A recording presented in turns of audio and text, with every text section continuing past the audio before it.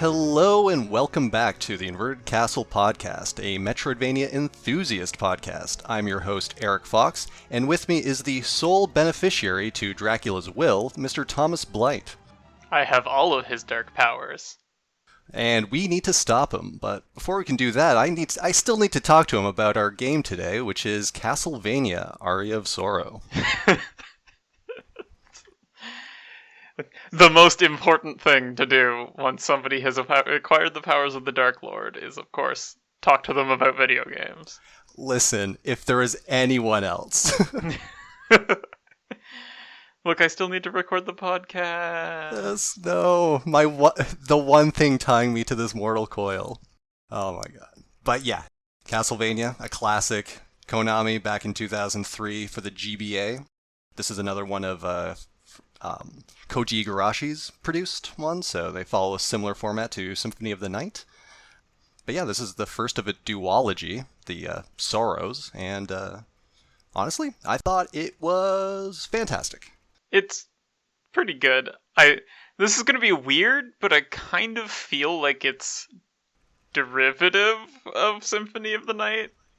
I guess, to what extent, I get. I mean, there's only so many times you can do, let's have you play the anti-hero with the dark powers. I guess. For me personally, I think this is more or less a more streamlined version of Symphony of the Night. Storyline-wise, there's not a lot, and we'll probably get into that for the 5 minutes that'll take. But I feel like being on a handheld console with fewer buttons regardless, but also just reducing its scope. But I think what it added to it was a lot of fun, fairly silly, but also really easy to play and kind of finish in a reasonable amount of time. Yeah, I mean, I enjoyed my time with it. I just also sort of felt like it.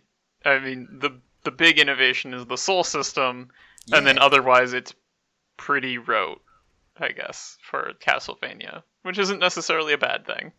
Yeah, they added souls, which are just every monster in the game has an associated ability with it, and that'll be either a projectile, an activated constant effect, or a passive stat bonus of sorts. There are over 100 different enemies, I think, and each one with a more or less unique ability, some more unique than others. But that kind of balances out the reduced complexity of equipment, of which you only get weapon, armor, and accessory, as opposed to Symphony of Night, which had a Alucard could equip shield and boots and different all kinds of different things. But really, what mattered was the weaponry and shield. Yeah, I did not bother getting all of the souls. Nobody's got time for that. Yeah, part of the problem with that is in this game it's a random drop to get souls, and for the most part you're going to run into a bunch as you go, but if you're trying to get them all, that requires far more grinding than I think the reward, which I believe is a nun burger, just to say you could. There is an actual reward, I thought, in the Chaos Realm, I remember reading about. Yeah, I think what it is a accessory that gives you infinite mana. That's at least kind of cool, right? Now you can spam all those souls that you have. It is, but by that point, it doesn't matter. That's fair.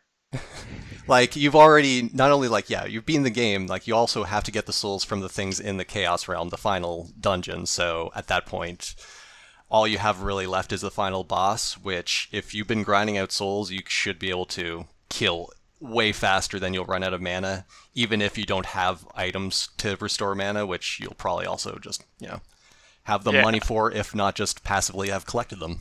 And I actually went and sold most of my inventory to afford the ring that increases the soul drop rate. Yeah, I mean, you may as well, because a lot of equipment just becomes obsoleted.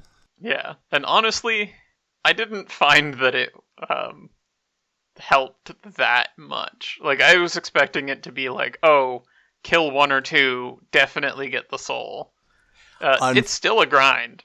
It's still a grind. The Soul Eater ring costs an absurd amount of gold from the one shop you get. There's some equipment like the gold set, like there's a gold sword and gold armor, basically useless as like for their intended purpose, but worth a lot of money. As well as there's a few other money tricks you could do, including a glitch. But yeah, there is a problem that the actual drop rates aren't amazing across the board, and so even doubling that is still not. Yeah, and there's no pity timers either. There's no pity timers. Yeah, you never get the guaranteed drop. You could theoretically grind forever. Theoretically. Oh man, just imagining that one person who's like, man, this game really sucks.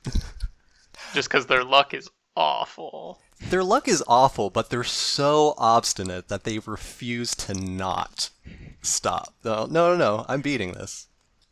I mean, I thought it was weird that they never gave you anything after they give you that one soul at the very beginning of the game, but... There are a few guaranteed boss drops throughout the castle. Yeah. As well as like a few just ability souls, which are the classic. Like this is you get the double jump, you get slide move to get into tight spaces. It's like I guess half of the exploration is hindered by is those, and then another half by certain guaranteed ability drops. Yeah, I wasn't super into some of the ability ones. They're like essentially keys being part of the abilities. Mostly Undine or Undine. I don't know. It depends on if you're an Undertale fan or not. Undine. Yeah. You're either a Undertale fan and it's Undyne, or you're a Tales of Symphonia fan and it's Undine.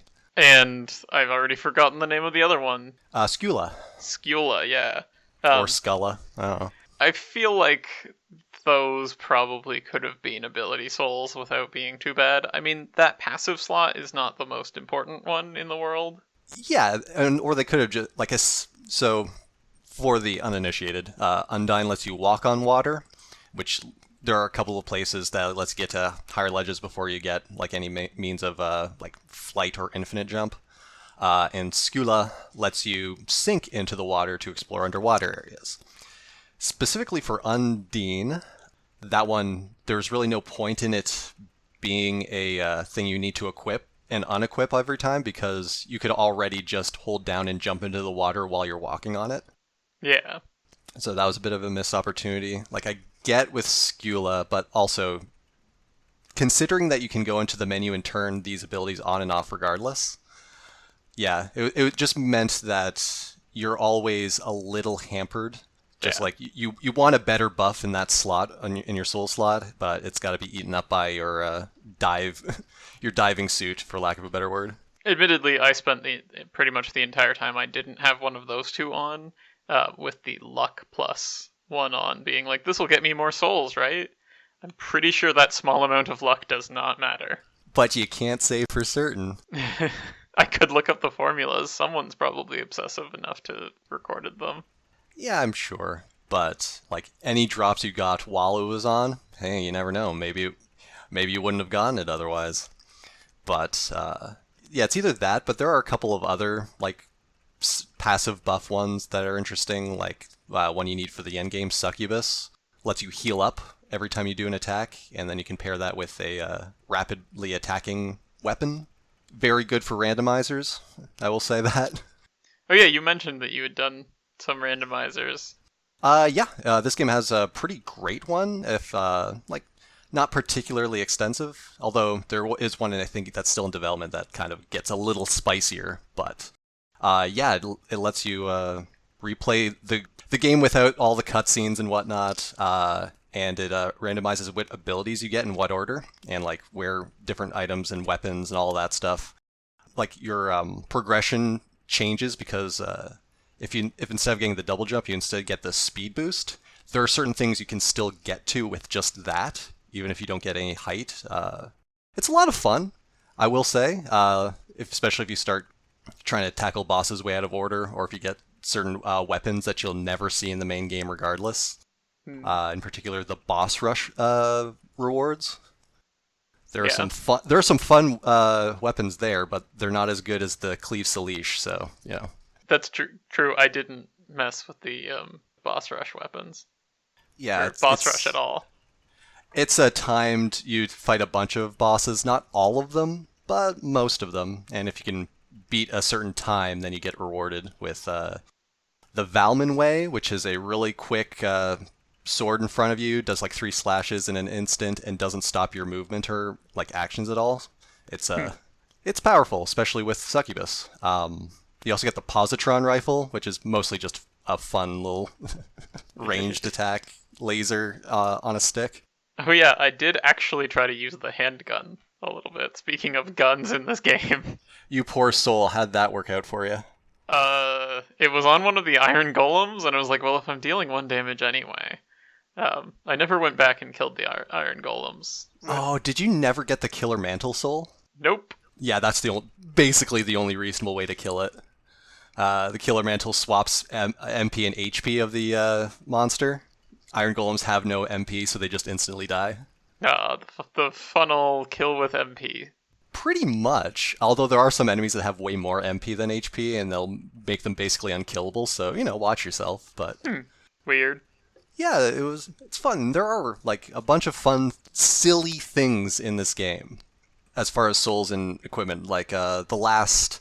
Actually, I think it's the third last weapon you get for completing the boss rush is Excalibur, but Soma ain't no king of England, so there's a giant rock at the end of it.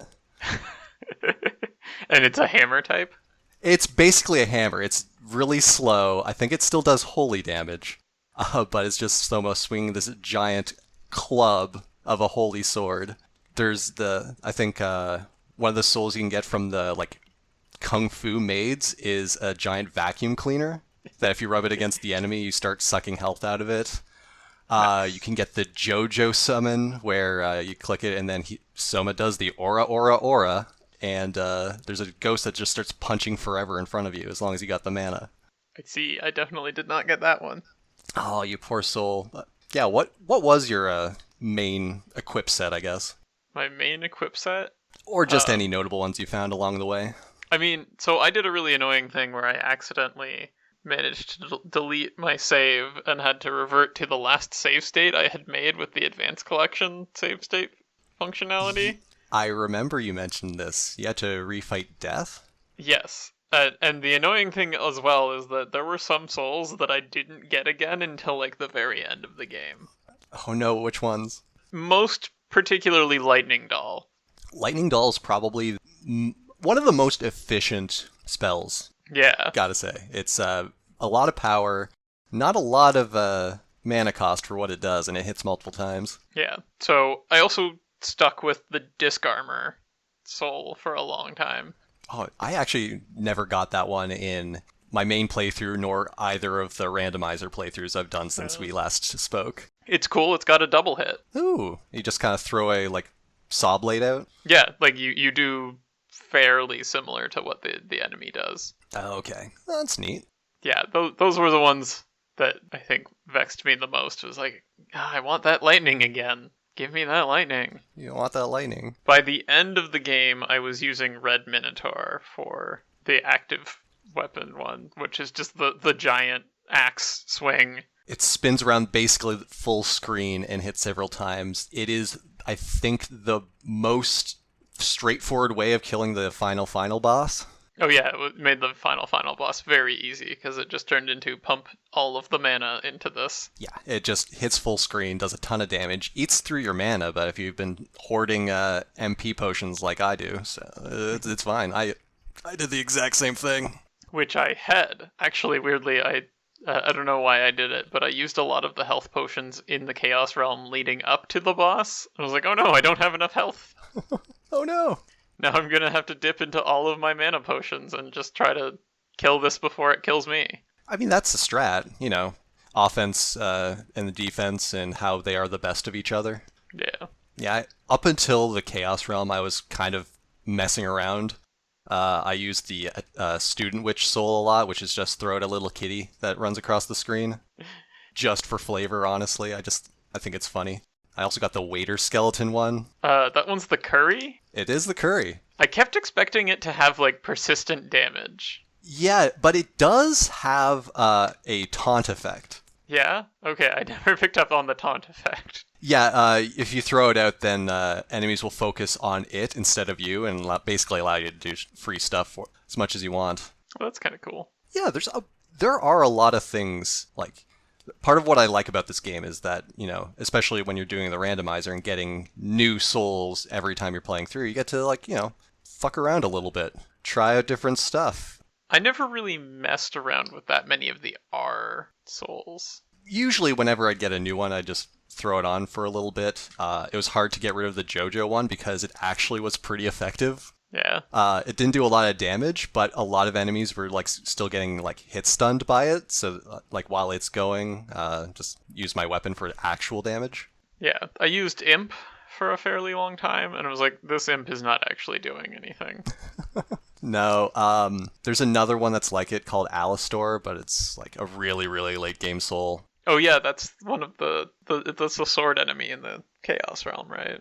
Yeah, you're not getting it until the very, very end of the game when it's no longer useful. But if you get it in a randomizer, it's great because it's cheap and it actually does pretty solid damage. It's just a big sword that flies around you and homes in on enemies. Yeah. So for the R slot, by the end of the game, I was using Giant Ghost and pretty much didn't change off of that once I got Giant Ghost, which is a shield. Oh, it's just negate or increase your defense? Yeah, I think increased defense, because things still did some damage to me. Okay. Fair enough. Especially if you're running into health concerns at the very end. Yeah, and there's one really weird passive one that I never actually figured out how to use. Was it Zombie General, the one that you can apparently negate damage by holding up and jumping? Yeah, something like or that. Or something. I'm not sure if that's a mistranslation or if the timing is just absolutely ridiculous, because I've only ever seen that in a randomizer and I could never get it to work. Yeah, I couldn't get it to work either, and I was like, okay, I'm just going to give up on this. There are better ones, if you were to try and get most or all the souls, then there's one called Headhunter, which just increases all your stats based on how many souls you got. Oh yeah, Headhunter remained the best thing to equip for bosses in that slot for a long time. Pretty much. There are other ones that give bonuses to single stats, but that one's just across the board pretty good. I don't know. We should probably actually talk about plot? Story? Yeah, the plot, as it were. Because this one's a little unique in that it starts about 35, 36 years after Dracula actually, for real, honestly died. Asterisk. With an asterisk, he got his power in the castle locked into an eclipse, like you do. And it's been 36 years or so, and on the eve of an eclipse, Soma and his childhood friend are at a shrine in Japan, and they get sucked into the castle inside of the eclipse. Yeah. Alucard, spoiler alert, Genya Arikado. Oh yeah, that's so subtle. It's, who could have seen that twist coming? This is not, there are maybe, 8 interactions in the entire game with every character, and that's the storyline, how it's presented, so if it sounds like we're skipping over some things, we're really not. Yeah. He just kind of shows up and is like, hey, you should probably explore the castle. There's something you should do. I think he wanted Soma to basically destroy the source of Dracula's power, and that is chaos. Yeah, well, I mean, I guess that would make sense if he knew Graham was coming for it, right? Yeah. Who the heck is Graham? He's just some guy from the church? He is a missionary. Yeah, you run into this guy, Graham, and he introduces himself as a missionary, and Soma's instantly like, yeah, he's a cool guy. And then you meet this other lady named Yoko Belnades. I think she's also from the church, and she's like, I'm here to stop Graham. He's a dick. And someone's like, what? That guy? No, he's my friend. And then the next... Sorry, I guess slight detail, Belnades is the other family along with the Belmonts that fight Dracula. Yeah, they're cousins or something. Vaguely related, also have magic powers. Yeah, Soma doesn't, trust that, oh no, Graham's pretty cool. Immediate next cutscene, Graham's like, I was born on the day Dracula died, so I'm the new Dracula, I guess. Bye. And then the next one you see him after that, he's stabbing a person. And then he's stabbing Yoko the very next cutscene. Yeah. It's like, I don't know. It's just like, is this a guy who just learned about Dracula and he's like, yep, that should be my destiny? There's not a lot to him. You don't get a lot, and then you fight him and he dies, and he's just like, oh wait, no, Soma's the one who has the soul grabbing ability. He's the one. He is the true heir to Dracula's throne. Yeah, presumably he already knew that when you tell him about your dark power, and he's like, yeah, when he hears that, he's like, oh, I get better hurry on my machinations so I can get powerful enough to kill you, or something. yeah, also, anyone could apparently have, like, taken the dark power. I mean, it wouldn't be, like, full. Apparently. I don't know, it's just kind of there, and Graham's got it, and he has Dracula's classic moveset, so... Yeah, I don't know. I feel like this game leaves a lot unexplained. They're just like, whatever, it's a Castlevania game, just do it.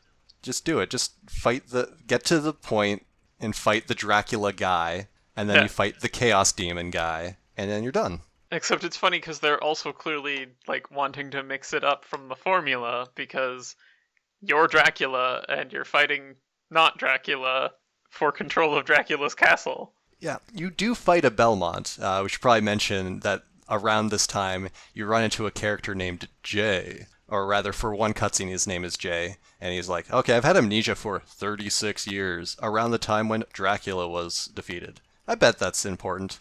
And then the next cutscene, he's like, I remember now. I'm Julius Belmont. I killed Dracula. Well, bye. Yeah. Which, like, I don't know. I don't know exactly why he has amnesia. I think canonically he's the strongest Belmont or whatever. Like, we never got the Julius game, but, like, he's the one who killed Dracula. And if you've ever seen Koji Igarashi in, like, promotional videos or something, he always dresses and looks exactly like Julius. I'm pretty sure Julius is his OC self-insert, do not steal. I see. So, I guess in the tradition of bad things happening to the Belmonts, Julius had lost his memory, yeah. And then you have to fight him again, also in the tradition of, if you're not playing a Belmont, you will fight the Belmont. Yep, basically as a... if not final, then on the way to the final.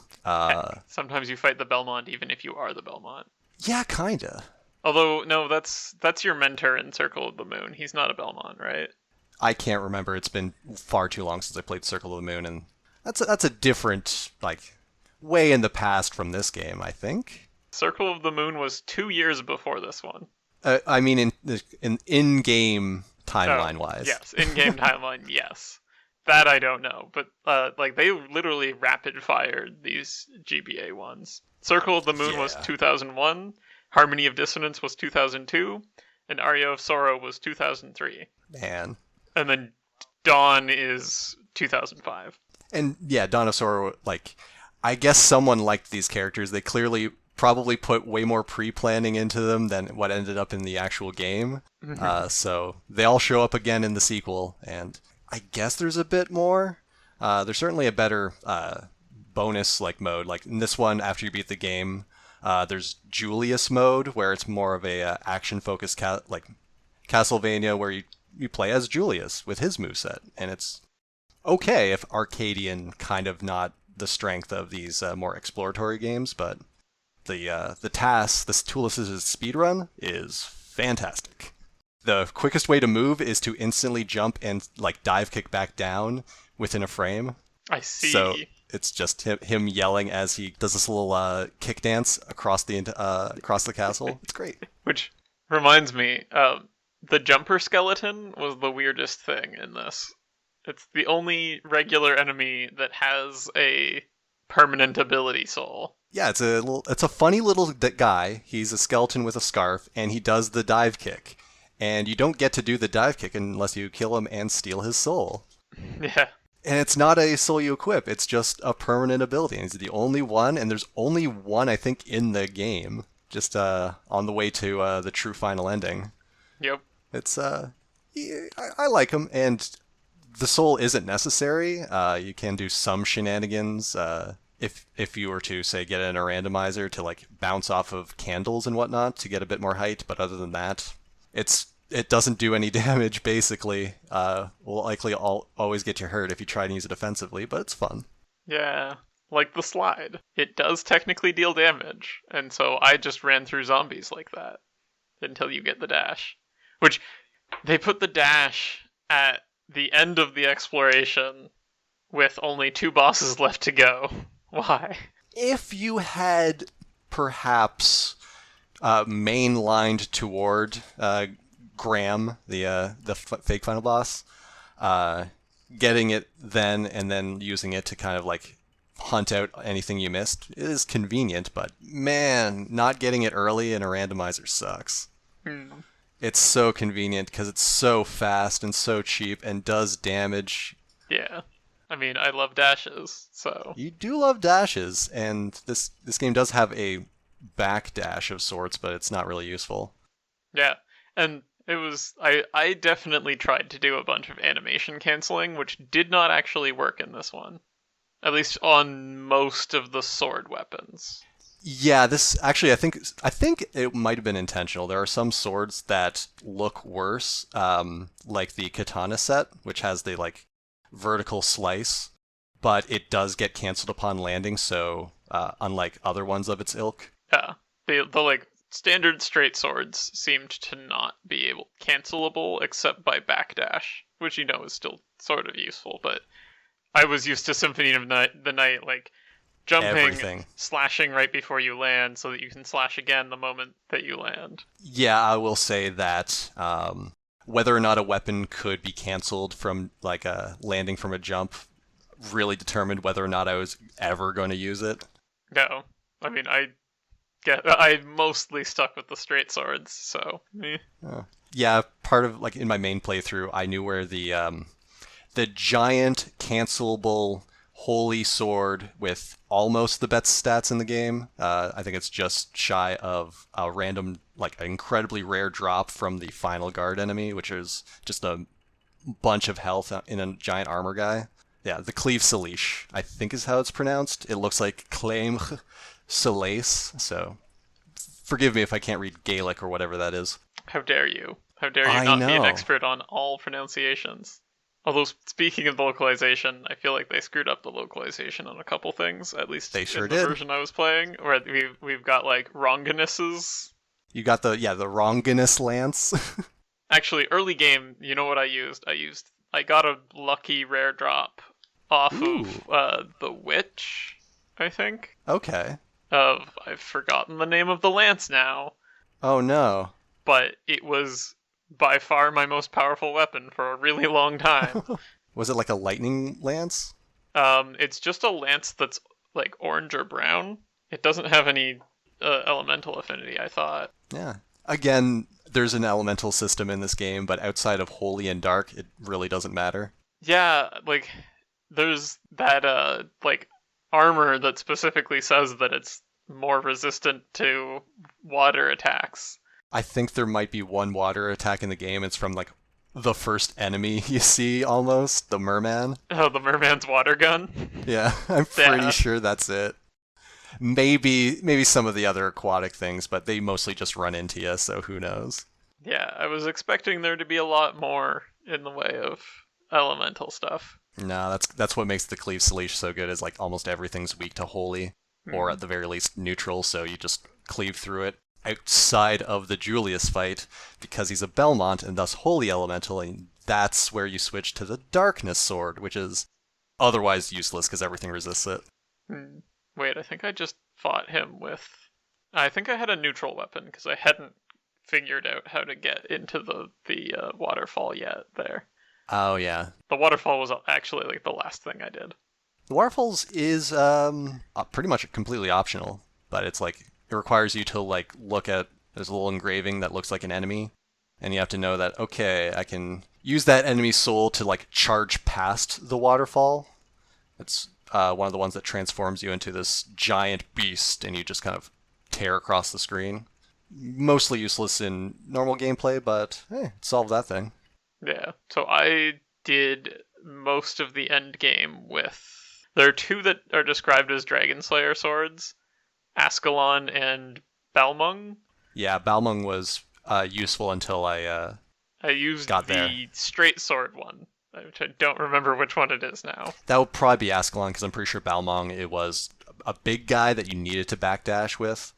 I'd occasionally swap to it if I just needed beef damage, but otherwise, like, ugh, too slow. But yeah, it was a very long straight sword, and like wide. I don't know, because it's a magically large sword projection, I guess is what I would call it. Sure. Yeah. Yeah. But no, like it's not a very long game, so yeah, it is developed for a handheld system, and I think in that context, I think this has it's still like impressively expansive for like compared to I don't know others on the same system. I can't think of others outside of the other two Castlevania games. I think there was a Shaman King game that was similar, but never played it. I mean, there's Metroid Fusion, but yeah, well, I mean, it's we haven't talked about that one, so yeah, the only other things I have are Shantae, Shaman King, and Kirby and the Amazing Mirror. Yeah, which I think is pretty weakly a Metroidvania, if it even is one. Yeah, that one. I mean, hey, maybe we should check it out and determine once and for all as the sole arbiters on this case. Yes, we are clearly the gatekeepers of what gets to be called a Metroidvania or not. But anyway, yeah, for being on the GBA, it also had pretty good music, at least as far as it was for me. I played with it pretty quiet a lot of the time, just because of the nature of the Switch. I could play it while my wife was watching TV or something. So admittedly, didn't hear a ton of the music.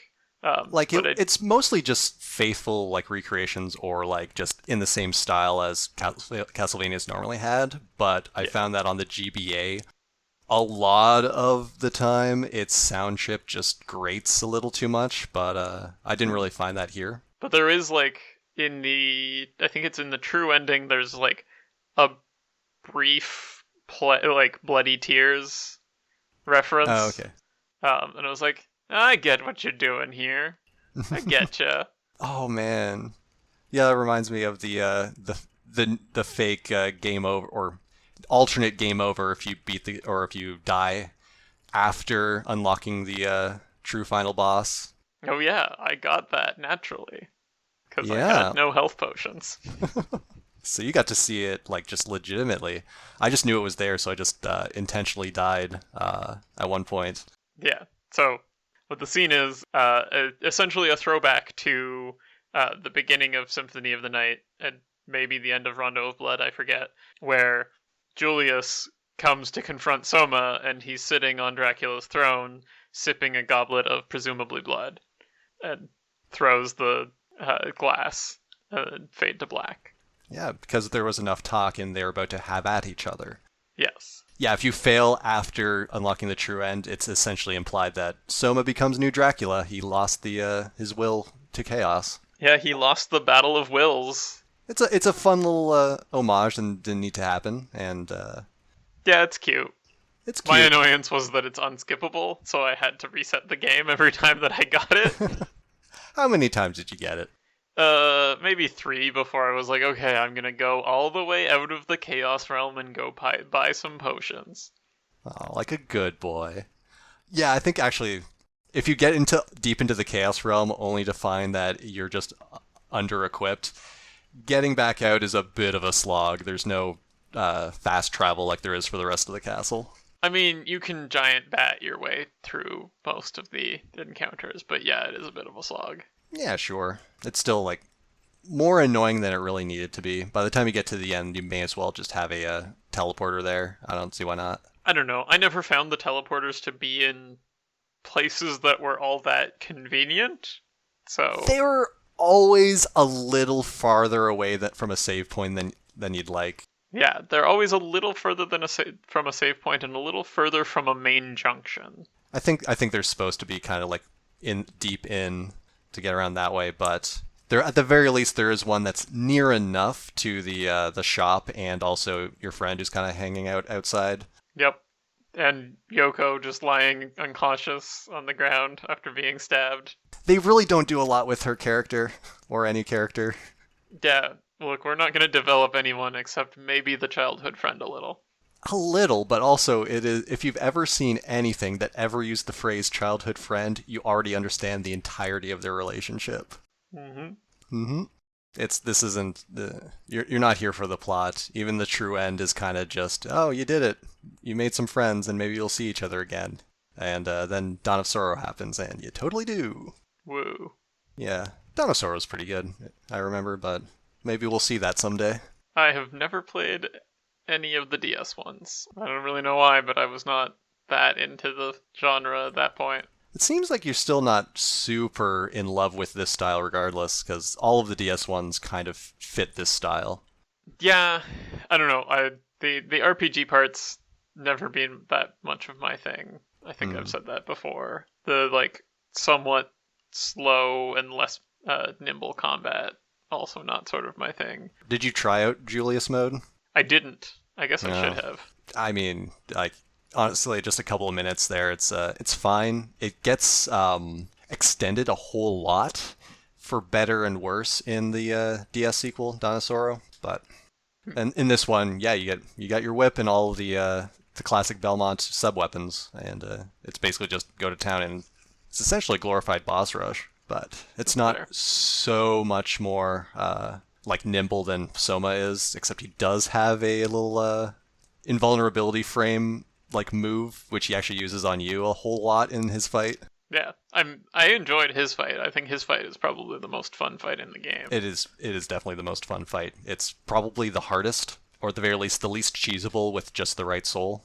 Yeah. Yeah, and if you've been relying on holy weapons, he's a wake-up call. Try something else, loser. But yeah. Any other things come to mind? I guess I never said the other games from 2003. Oh yeah. Yeah, other than the other Castlevania games, what was this competing against? So the top-rated games in 2003. Yes, I don't know why I'm doing top-rated instead of award-winning ones. I'm inconsistent, and so is Wikipedia where I pull these from. Actually, I think this is top sellers. Whoops. Money talks. Pokemon Ruby and Sapphire. Okay. Mario Kart Double Dash. Final Fantasy X-2. Oh my god, I love dress spheres. Speaking of getting orbs and getting stronger. Pro Evolution Soccer 3. Speaking of getting orbs and getting stronger. Super Mario Advance 4, Super Mario Bros. 3. Man, that title sucks. Yeah, they did the whole thing where they were re-releasing games as Super Mario Advance, and they just put them in the arbitrary order that they put them in. Yeah, they not a lot of forward-facing planning on that one. Like I think, yeah, Super Mario Advance 1 was just like I think Mario Bros or something. Like it wasn't a remake of the NES game. And then they started remaking the NES games and decided these were now sequels. For some reason, I thought Advance 1 was the one that isn't actually a Mario game in Japan. Super Mario 2? I'm not sure. I don't believe so. It was one of the early Super Mario Advance releases. I'm pretty sure Super Mario Advance 3 is Super Mario 2, which was Super Mario USA, aka Doki Doki Panic. And I think one of them was Yoshi's Island? I guess we could actually look this up. We've gone on too long about this. Yeah, I know. This isn't a history of Mario podcast. Yeah. Madden NFL 2014. 2004. Oh, man. Yeah, they were way ahead of the times. No one caught that. It's wild. Mario Party 5. Okay. Enter the Matrix. Enter the Matrix is a game and a half. In that there's an entire half of the game that's just hacking. The Legend of Zelda Wind Waker. Oh my god, 2003, what's up? And Grand Theft Auto Vice City. Pretty good year, except that Final Fantasy X-2 garbage came out in it. I mean, come on. I'm harsh on X-2, but... Listen, they asked what they could do for you. It's not what I wanted in a Final Fantasy sequel. You wanted more Tidus? at the very least, less music videos. To be fair, there's only one. It's just that it's the very intro of the game, and it set a tone that I was not into. one too many music videos. I'm sorry. Well, you got a an MMO after that one. That's what you wanted from Final Fantasy, right? Yes, that is exactly what I wanted from Final Fantasy. Spoilers. 10-2 is where Final Fantasy jumps the shark. This is my hot takes about a game genre that is not the game genre that this podcast is supposed to be about.